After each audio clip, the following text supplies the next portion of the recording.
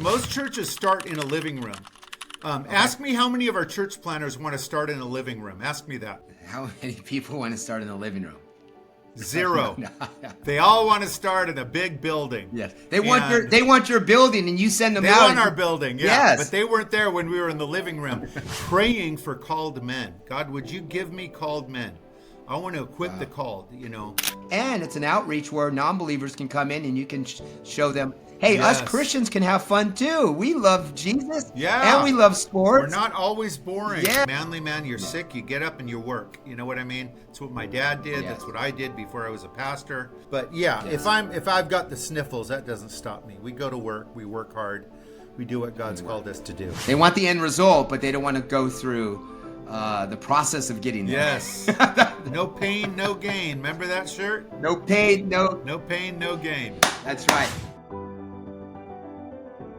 All right, welcome everyone to the Uncommon Human podcast.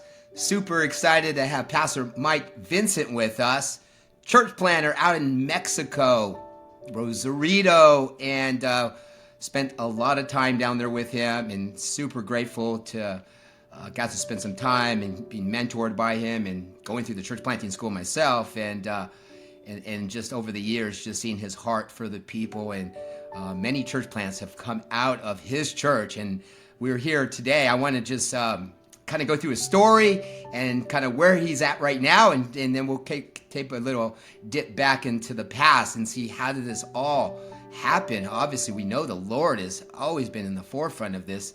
Without him, none of this would happen. So welcome, Pastor Mike. How are you? Thank you, Derek. Glad to be here. Super stoked about what God's doing and what God's doing with you guys up there in Vegas as well.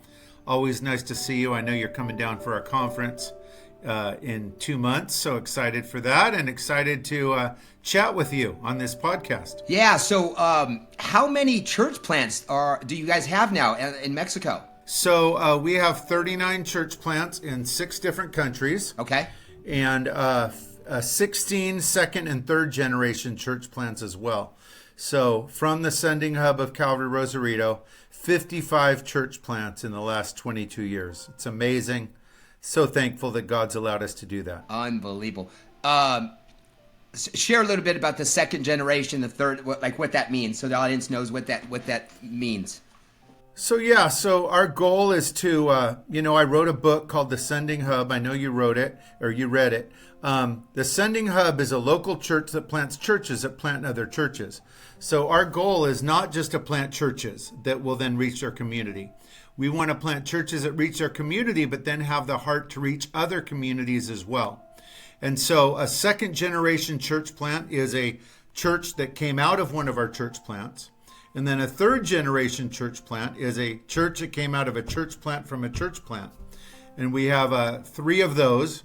And we're going to have, Lord willing, a 4th generation church plant in 2025. So that would be historic for us. Wow. And you're bringing this into the U.S. and you have how many now in We have 6 church plants in the U.S., including 6 in the U.S. a church plant that's already planted a church, and that's in Florida, the Rock Church. Pastor Aaron Smith, they've already planted a church.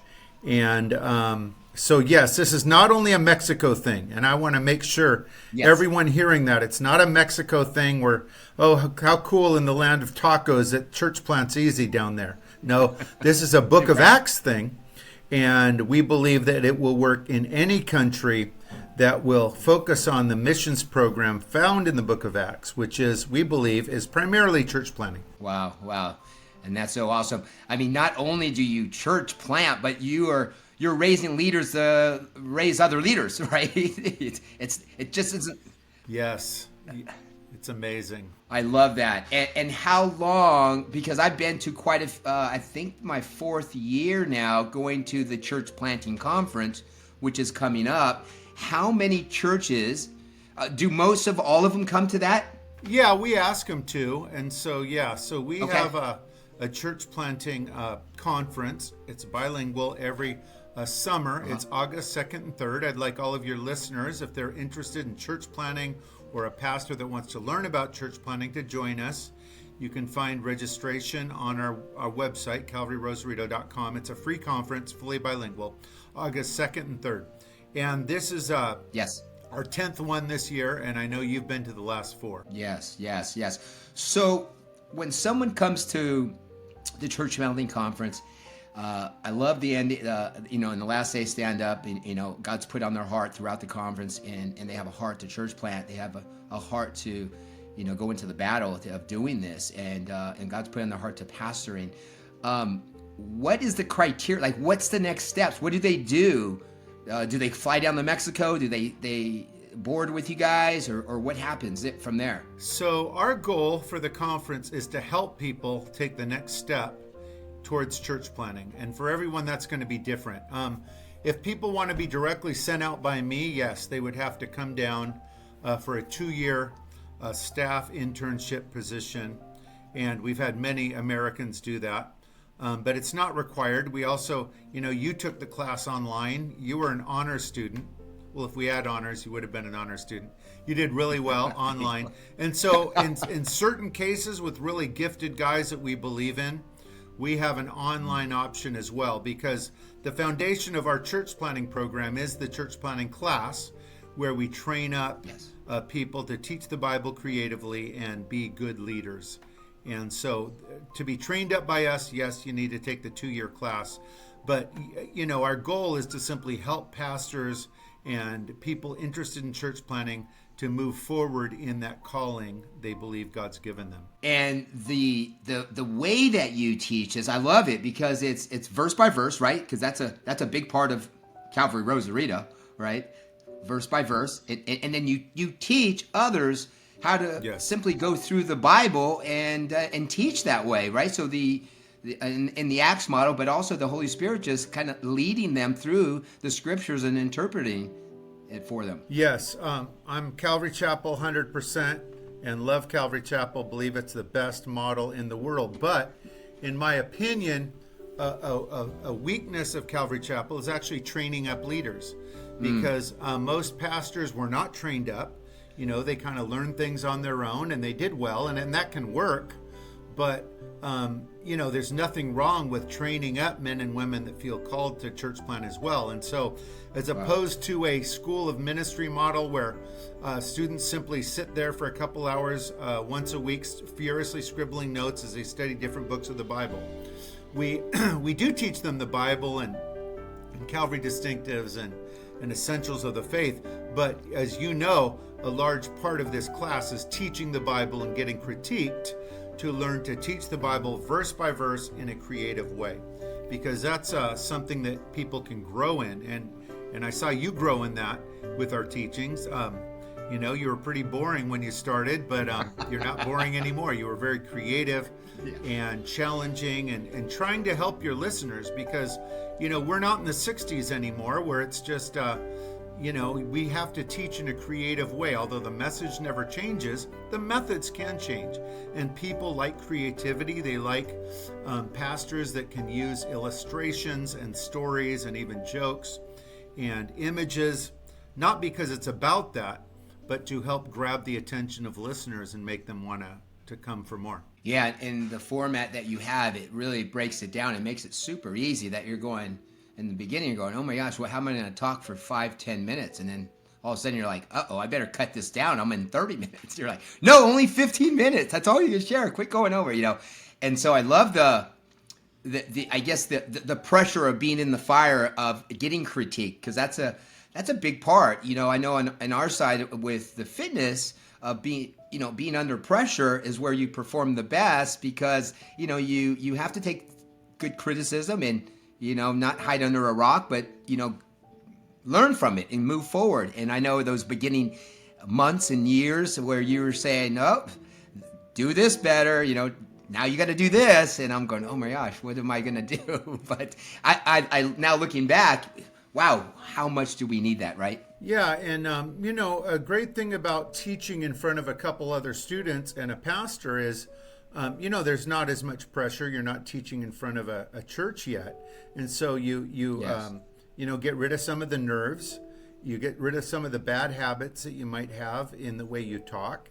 And so it's really a great way to practice and get better in a low pressure environment where you have people listening that care about you and want the best for you, and they want you to improve, and they help you do that. And it's been so amazing seeing how our students improve, even in one semester, just getting critique, teaching 15 messages over 15 weeks, short sermons, like you said, but how quick they improve as they study and work and listen to the constructive criticism, and it's just been amazing. That's probably been my most surprising element of our church planning practicum, we call it, how quickly students improve as they get to teach a mini sermon every week and get critique to their face. Yeah. Wow, that's so powerful. I know your church plan is 2 years, right? Right. Full program 2 years. is 2 years, yeah. 2 years, and I think you mentioned before you started with it being 1 year. Tell me a little bit why you went from 1 to 2. Things that you've learned there. Yeah, we went from 1 to 2 because one, we had some failures out there where I think if we had the church planner for another year, they would have done a lot better, and that's the main reason. But two, we want them to stay with us for a good season so they see how a healthy, large Calvary Chapel works, and they get to serve in all elements of ministry. They get to teach, the new believers class and the pillars class and Sunday school classes, and so it's just been a lot more effective. And a couple guys, they finished their 2 years, and to graduate from our program, you have to actually go out and plant a church. And I didn't think they were ready. They wanted to go out, and I challenged them to take a third year, and two of them did, and we sent them out after the third year. And that third year, they just really quickly improved, and they're doing great out in their church plants today. And you're right. I mean, the 2 years goes like, wow, it goes like that. First year, you're going, oh my gosh, we just got through that first book of John, or it's like, wow, we're just getting through it, and you're just getting kind of warmed up. And yeah, the second year, it was almost like you said, oh, I need one more year. You just want to stay in it. You're like, oh no, Derek, you're ready. Go, it's time. And I'm like, oh, one more semester, let me do. I love it. So I love what God has done over the years. What I want to do is for the listeners is kind of, let's go back. Like, how did this all start? From California to Mexico. How did God put this upon your heart? Let's start there and like kind of building up to where you're at now today. Sure. Yeah, I'm an Orange County kid. Grew up in Orange County. And grew up in a denominational church with a friend named Trent Douglas. And when we really got born again at like 19, we started a home Bible study in his backyard. I was the worship leader. He was the teacher. And we went from 5 to 200 youth and young adults in 2 years. And that became the church, Calvary Chapel Saving Grace. And that eventually was the church that sent me out. So when we were studying the book of Acts with Trent Douglas, the pastor at Calvary Chapel Saving Grace, he was talking a lot about church planning, and it really, instead of using the term missions, he actually talked about church planning, and he challenged us to be open to church planning and things. And me and my wife Sarah, we had a couple kids, and he ended up planting 4 churches in 4 years: England, Uganda, Montana, and us in Mexico. And that was from 2000 to 2003. We were sent out in 2002. So we were, when we were sent out, before we went to Mexico, we had what we call a Sending Sunday. They brought us up.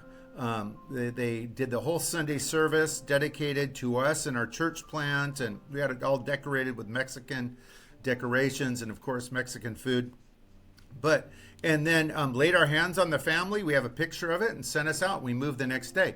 And so I thought that was kind of normal, that actually churches would have a heart to send out their people, some of their best people, and make it official, and it'd be done in front of everybody and celebrated, and ordinations would be public and known, and they'd be talk about being a sending hub. And then I talked to these senior pastors out there. Only about 20% of Calvary Chapel pastors had that. had a senior pastor that joyfully sent them out, that it was done in front of the entire church, that the church plant was so important that they gave an entire Sunday service to this celebration of sending out a new church plant. And almost none of the guys got that. So they didn't really know. Yes. Half of them went out in shame. Half of them had to sneak out because their pastor told them, we never send out anybody. Wow. And again and again, I hear these horror stories. Now, God's still good, and they've still done fine. But yes. They're kind of expecting, well, that must just be how it is. No, that's not how it's supposed to be.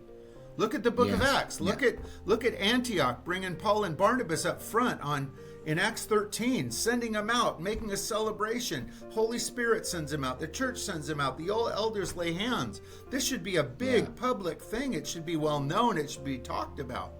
And in our movement, it's not. And so we're trying to encourage churches to move forward in the great missions work of church planting. It's not the only missions work, but according to the book of Acts, it's the main missions work. And so, we have the good church, we have the healthy church. You've been there so many times. But one of the reasons I wrote my book, The Sending Hub, which you can get on Amazon, is to help other churches move forward in church planting. And if I hear a senior pastor that says, man, I want to move forward, Mike, would you help us just with our local church context? I'll mentor them and talk with them and help in any way I can. Wow. Okay, so now you're sent out to Mexico, right? You have a newborn, or your wife's pregnant, right? You're not even your first one. Yeah, so 2002, we're waiting to come down here, and I wanted to have our second baby here. And we even went to the hospitals and stuff. And my wife took one look and said, we ain't doing that. She said, I ain't doing that. And it was her choice. Wow. So we have our baby, we have our girl and then our boy. And then we moved down when he's 2 weeks old. So we moved down to plant the church from Orange County to Rosarito. A girl 2 years old, boy 2 weeks old. No one's inviting us. No one's wanting us here. No one's saying, please come and send us a Bible teaching church. The only thing we had going for us is knowing that God had called us. Wow. And so, of course, with no Spanish, so we do a bilingual church, and we're growing slow. We've always grown slow. It's not been quick growth. And eventually, after about 4 years, we're up to maybe 150 people. And now I feel, okay, now it's time for us to start sending out our own church plants. So I did kind of the typical Calvary Chapel thing, school of ministry. I'm teaching the Bible. They're furiously scribbling notes. And the first two guys we send out in years 5 and 6, they both quit and fail. Wow. And I sent them back to their hometown. So I thought it was a slam dunk. Right. How could you be wrong? Guy gets born again up here in Rosarito. He trains up, send him back to his own hometown where everybody knows him and he knows the culture, talks like them, eats like them, everything. And both of them failed. This whole story's in the book. But and then after that, I'm like, okay, I'm 0 for 2. Maybe I can't do church planting. Maybe it's too hard. Maybe that's why no one really does it or talks about it. And that's when I took a year off from the training program to think and pray about how can we do this differently. And remember this, I didn't know any Calvary chapels that were planting churches at that time regularly. And certainly none that had the teaching practicum where the pastor would actually sit down and listen to others teach so he could critique them and help them. And that's when we started changing our program to more of the teaching practicum. And then it was year 7 or 8 when we started sending one out a year, and those stuck out and are still out there today, and it's just taken off from there. So when you went out, did you start in a home fellowship, like in living room? Did you have a building already? How did that first plant for yourself and then building into who were your first team, your core team around you? How did you even find those people? Yeah, living room. We started in a living room of a house. Yeah, so we were in a house for 6 months. We moved down here with a team of 5 adults. Okay, so you had a team from Orange County come with. We did have a team from Orange County, yeah. So we had 5 adults. And of course, you think you're going to be together forever. Within 1 year, they were all gone. Wow. We all had a lifetime commitment, But within 1 year, they were all gone, and it wasn't, a nice parting either. And so we had, you just kind of developed the core team and you advertise, and we did a bunch of outreaches in the parks and hot dogs and games and food giveaways and all that basic stuff to get a crowd in a poor country. We did that at the start. We don't do those anymore. Yes. But yeah, we started in a living room. We were in a living room for 8 months. Still have pictures of it. And then we moved into a little storefront after 8 months that sat about 25 people. And we were there for a year. And then we were at a second storefront in the same complex. It sat about 70 people there for 2 years. And then we moved up the hill where the sanctuary sat about 220. And we were there for 7 years. And then our present facility, which you've seen many times, seats about 800. And we have 3 services, and it's beautiful. But so yes, most churches start in a living room. Ask me how many of our church planners want to start in a living room. Ask me that. How many people want to start in a living room? 0. They all want to start in a big building. Yes, they want your building, and you send them out. They want our building, yeah. Yes. But they weren't there when we were in the living room. And so actually, one of the chapters in the book is living room or building. There's benefits for both. Yeah. But the nice thing about a living room is it's free, and there's a lot less pressure. Yeah. If you start in a rented room, a rented building, you've got rent right away, you got pressure right away. People are coming in expecting you to have everything squared away. But I always tell them, hey, we started in a living room, and it gave us time to go through the growing pains. And, that doesn't talk them into it. They still want to start in a building, and they want me to pay for it. Wow.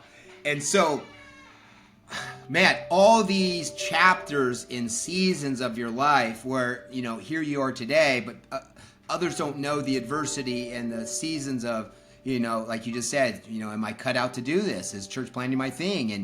And I'm sure you always get the question, oh, this is too hard, or this is not the right city, or why'd you send me over here? It's not like Rosarito, right? Yeah, it's harder here. It's harder. So one of my rules is you're not allowed to tell me it's harder here.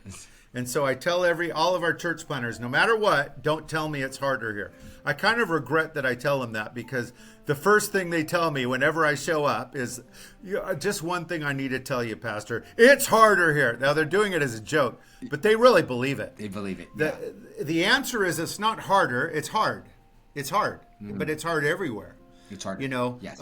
Rosarito was the graveyard of Calvary Chapels.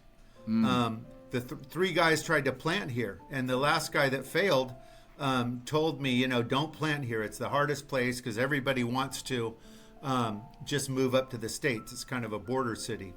And we have one of the biggest Calvary Chapels in the country. Right. But the thing is, it's not harder there. It's harder everywhere. It's hard everywhere. It's hard in Las Vegas, but it's not harder. Yes. You know what I mean? It's hard. And so one of the great things about our way of church planning is, we never tell anyone where to go. I never suggest even cities that people should plant in. They have to hear from God. The Bible says God has a good and perfect will for us.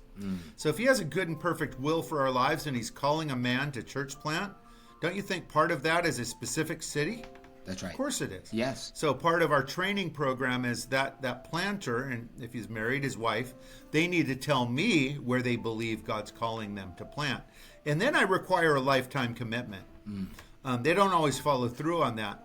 But we don't say, well, let's do a 5-year plan and see if it works. Right. That never works, because they're going to quit in 3. If they say, I'll try it for 3 years, they quit in 2. So you really have to be sure, hey, this is my calling. I'm moving there. I'm not leaving. These will be my people. This is going to be my family and friends. I'm not planning on going. Of course, if God says you have to leave later, you do that. Yes. But we require a lifetime commitment because, it takes time to plant the seed. And then it takes time to start seeing that seed grow. And I've seen so many planters quit or move away or pass on the church after 3 or 5 or 8 years. And the church never flourishes because the pastor doesn't put in long-time roots. And then you see a guy like Pastor Chuck, has his one church, Calvary Chapel, stays there 45 years, and look what God's done. Wow. And so I have no plans to move. I've been here 22 years. Maybe God will give me 12 more as the pastor, and then I focus on church planning. But this is my home. These are my people. This is my family. This is my church, and I love it here. Wow, that's so awesome. So when you came, so you didn't speak Spanish when you first got here, right? Did you? Were you bilingual or did you? No, I mean I took a couple years of Spanish and took some Spanish classes. Okay. But no, I was not fluent. Could barely talk. I mean, I could talk a little bit. Yes. And now my wife was though. My wife was totally fluent when she moved here. She grew up in Santa Ana. My wife was it. If you know Santa Ana, it's 98% Mexican. So she was the only white girl in her class. And so she was totally fluent. She minored in Spanish at Redlands University where she graduated. Yes. Of course, my kids grew up here.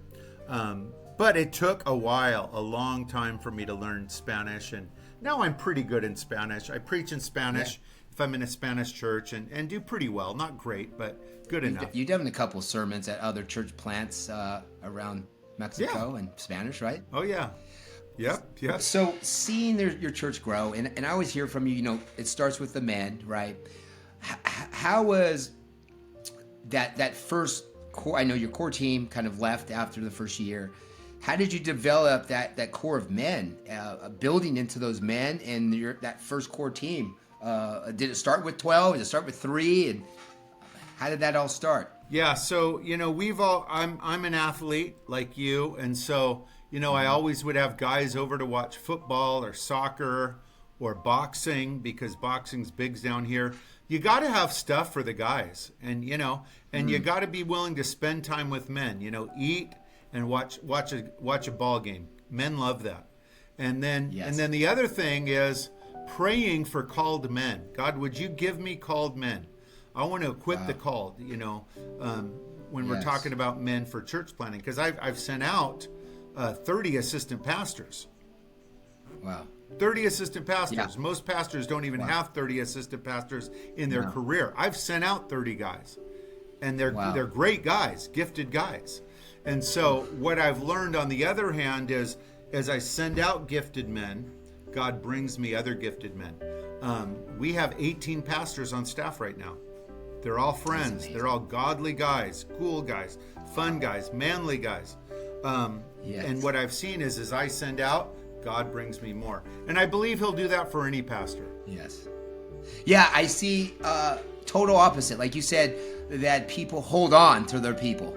Well, or don't let them talk to another church, or I mean, it gets really crazy. I think in the States, or even here in Vegas itself, it's really nuts how everything is so separated. You can't do church with that person or talk to that person. It is crazy, And so seeing your relationship with these men and seeing you do life with them, that's a huge thing. I think that's exactly right. What men love to do is, they love this sports and they love food and they hang out with both of those and they get to know their pastor and the leaders outside of, I guess, the church, huh? Yes, absolutely. So important. I'm having guys over on Saturday night after church for UFC 302. So we're going over to a brother's house and I'm hosting it, and we'll probably have 25 guys. We have a Saturday night service, so we'll go over there, watch the last 3 fights, and have a bunch of dogs and cokes and stuff, and I enjoy it myself. I don't just do it to get the men, but it's a great way to make friendships, because if you want to raise up leaders, it can't just be about the church. You also have to have times of working out. Of course, that's your area. Times of doing fun things together, exercising, watching ball games, retreats and stuff. You got to have stuff outside of just the church, I believe. If you want to have or playing a little basketball Thursday morning, right? Played today. Played this morning. Right. Didn't win a game, but I played. Yeah.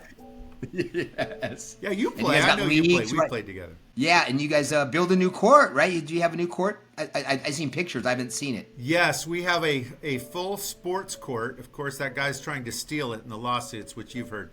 But yes, we have a volleyball court, sand volleyball court, full court basketball court, and a mini soccer field. It's super nice, right on the side of our church.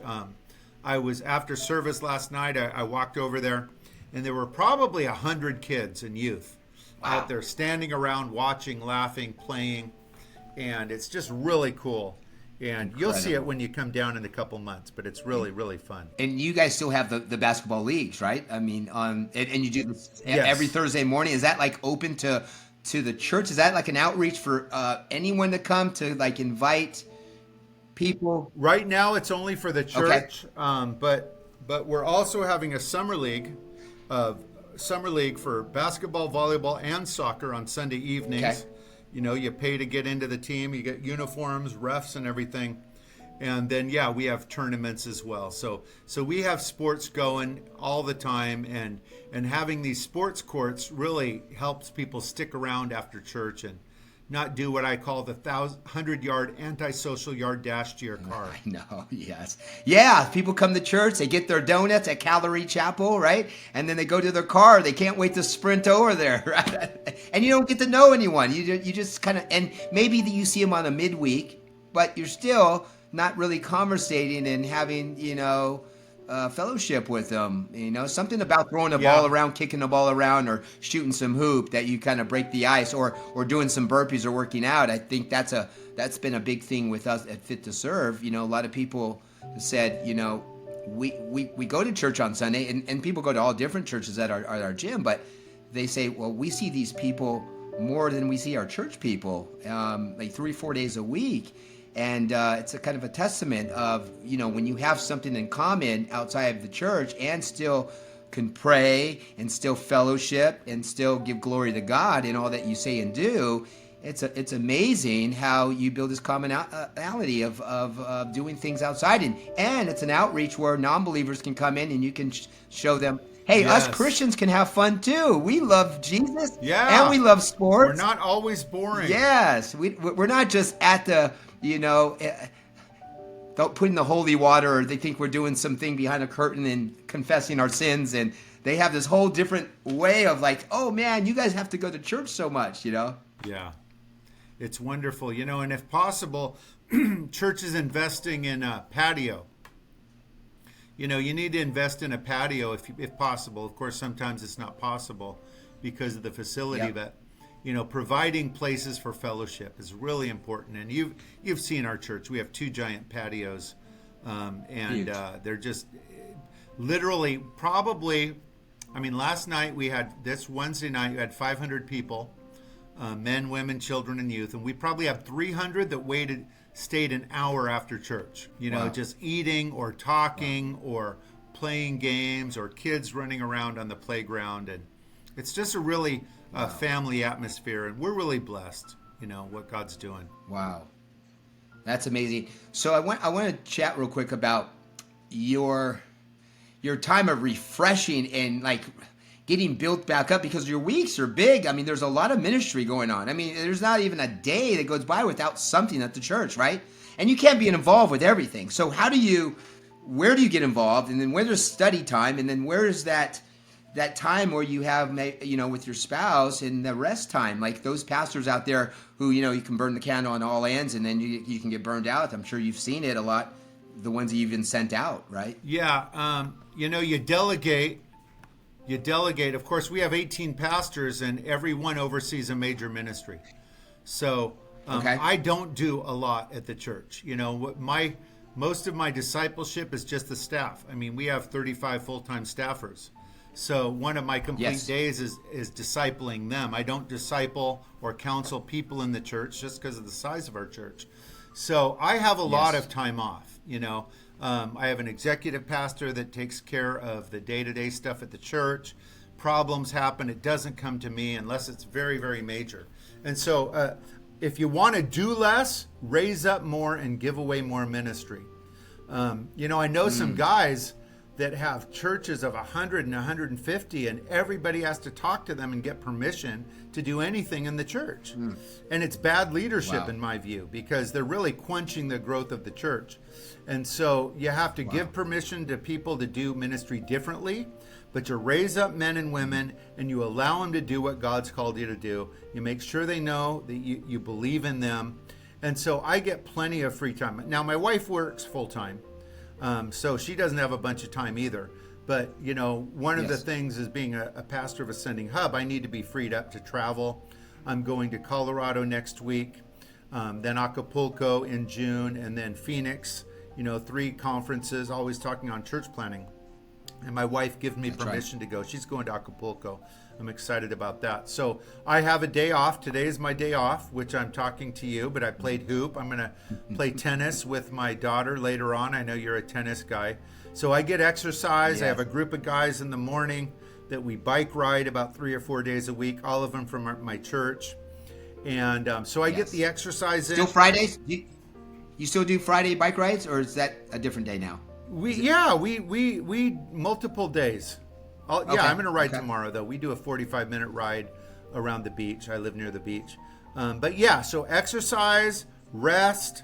I get to watch my football team games, and really it's raising up leaders and giving a ministry to do and not being a micromanager. That's going to help you last longer as a leader, and it's going to actually allow your church to be stronger so you can raise up more leaders. Yeah, because then you have your study time for your message on Sunday, right? And you haven't missed the Sunday, or what's I forgot the Sunday. Is it so many Sundays in a row? I have not missed a Sunday because of sickness in 22 years.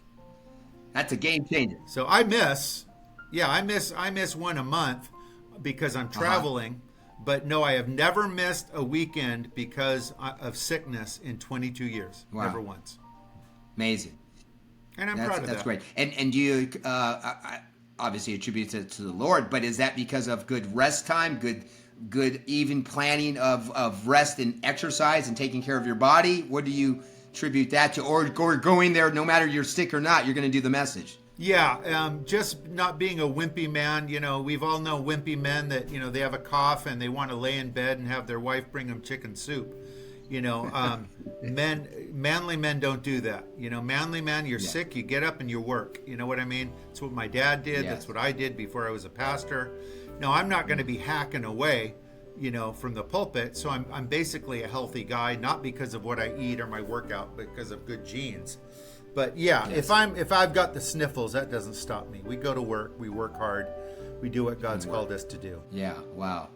Yeah, I see your workload. I mean, we see you traveling, and so obviously you have to, with everything going around, you're around people all the time and coming back, and to not miss a Sunday, that's pretty impressive. Totally impressive. Because I know you love your Dairy Queen. And I love God's people. Yeah, and I do love my Dairy Queen. Haven't had it in a while. Yes. Hey, so I get out to Vegas. I attribute this to Dairy Queen, man. It's a shout out to Dairy Queen. We have to go out and get a nice blizzard. Keep us nice and healthy. When you come down, we'll do a blizzard. How's that? I haven't done one in 3 months, but we'll celebrate. Let's do it. Well, this was awesome, Pastor. Man, this gave me a lot of insight, a lot of wisdom. Leading. Before we get off, I want to talk real quick about the men, raising up the men. I want to talk a little bit about, I know you talked about sports and being around men with the sports. What do you feel is the one important thing where you have to pour into, did you have to pour into one guy to be your assistant and just have him as your kind of disciple, mentor as you raised them up over the years? I know you've had a few of them and then you had to send out. What was that piece like? Yeah, so, I always led the men's study. I early on, I led the men's study.